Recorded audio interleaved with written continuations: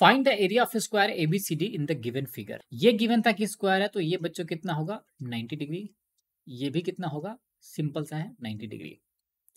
यहाँ पे ये एंगल भी कितना है 90, तो बच्चों ये भी कितना हो जाएगा 90 डिग्री। तो हम दो बार सिमिलरिटी का यूज करेंगे। एक बार सिमिलरिटी यूज करेंगे बच्चों ट्रायंगल बी सी क्यूब में, और साथ में पूरा ट्रायंगल कौन सा है ए बी क्यूब में। करेक्ट है।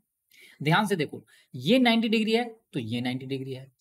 ये अगर एंगल अल्फा है तो ये दोनों में कॉमन है। ये अल्फा है तो छोटे वाले ट्रायंगल में भी है और बड़े वाले ट्रायंगल में भी है। तो जो एंगल यहाँ पे अगर ये बीटा होगा तो यहाँ पे भी क्या हो जाएगा, ये बीटा हो जाएगा। क्लियर है। तो ये दोनों ट्रायंगल आपस में क्या हो जाएंगे, सिमिलर हो जाएंगे। अब ध्यान से देखो, सिमिलर हो जाएंगे तो आप क्या लिख सकते हो कि यहाँ पे QC अपॉन PC का जो वैल्यू है वो हो जाएगा बच्चे QB डिवाइडेड बाई AB। तो जो पूरे लेंथ का यहाँ पे जो रेशियो आएगा AQ का, वो भी किस रेशियो में डिवाइड हो जाएगा, वो डिवाइड हो जाएगा 3:2 में। ये वाला ट्रायंगल देखो बच्चों, ये छोटू ट्रायंगल और पूरा बड़ा ट्रायंगल, यहां से लेकर यहां तक ये पूरा बड़ा ट्रायंगल, तो ये दोनों भी आपस में क्या हो जाएंगे, सिमिलर हो जाएंगे। एक बार ध्यान से देखो, एक एंगल 90 डिग्री तो यहाँ पे एंगल 90 डिग्री, ये बीटा दोनों में कॉमन है, तो ये छोटे में भी बीटा कॉमन है और बड़े में भी बीटा कॉमन है।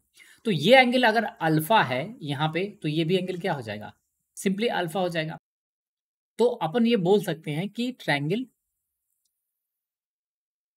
APQ वो सिमिलर हो जाएगा ट्रायंगल PDC के। ये क्लियर है।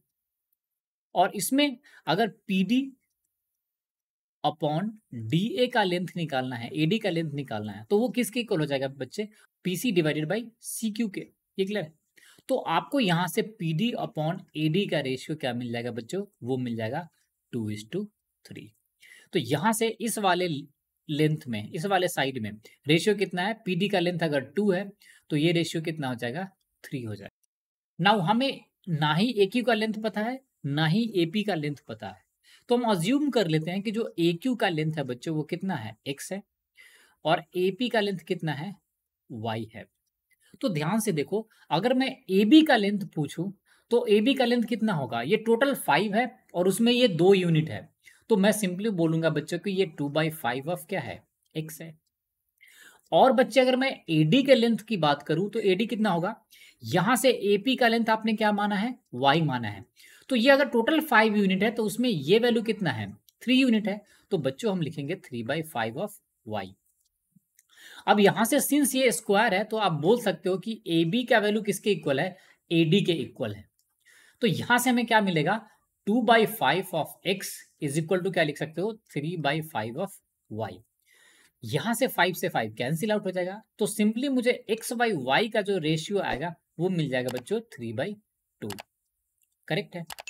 तो हमें ये पता चल गया कि ये टोटल लेंथ AQ का और AP का रेशियो कितना है, 3/2 के रेशियो में है। अगर 3/2 के रेशियो में तो हम आसानी से स्क्वायर का साइड निकाल सकते हैं। वो कैसे, मैंने मान लिया कि जो x का लेंथ है वो किसके इक्वल है, 3/2 के रेशियो में, तो क्या मान सकता हूं, मैं मान लेता हूं टोटल x का वैल्यू किसके इक्वल है, 3z है, और y का वैल्यू किसके इक्वल है, 2z के। ये क्लियर है। तो पाइथागोरस थ्योरम से क्या हो जाएगा, 9z² प्लस 4z², ये किसके इक्वल हो जाएगा बच्चों, 25 के। तो यहां से आपको मिल जाएगा 13z² इक्वल टू कितना मिलेगा, 25। तो बच्चों z का वैल्यू कितना आएगा, वो आ जाएगा 5/√13।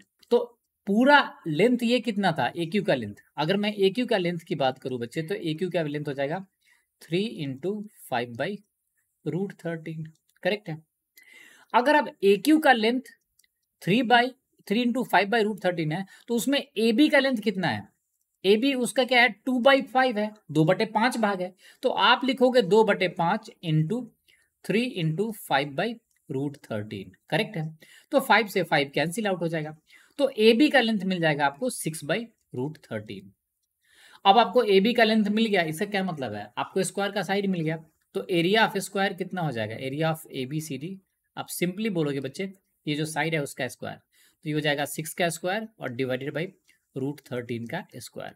तो यहाँ से आ जाएगा 36/13, जो हमारा कल भी यही आंसर आया। तो आप कैसे सॉल्व करते हो, ये आप पे डिपेंड करता है। देखो, यूट्यूब का वीडियो का लेंथ 5 मिनट्स, 4 मिनट, 3 मिनट्स होने का अलग रीजन है। मैं एक्सप्लेन भी कर रहा हूँ, साथ में कैलकुलेशन भी कर रहा हूँ, लिख भी रहा हूँ, समझा भी रहा हूँ। तो आप ये मत देखो कि अगर 5 मिनट का लेंथ है तो आपको एग्जाम में भी 5 मिनट ही लगेगा। ये तो ऑलरेडी समझा रहा हूँ। अगर मेरे को सॉल्व करना था तो मैं बोलता नहीं, सीधे सीधे रेशियो निकालते जाता और सॉल्व करते जाता। So I hope आपको ये समझ में आ गया होगा. So thanks for watching the video. If you like the video, do subscribe the channel and share the channel with your friends.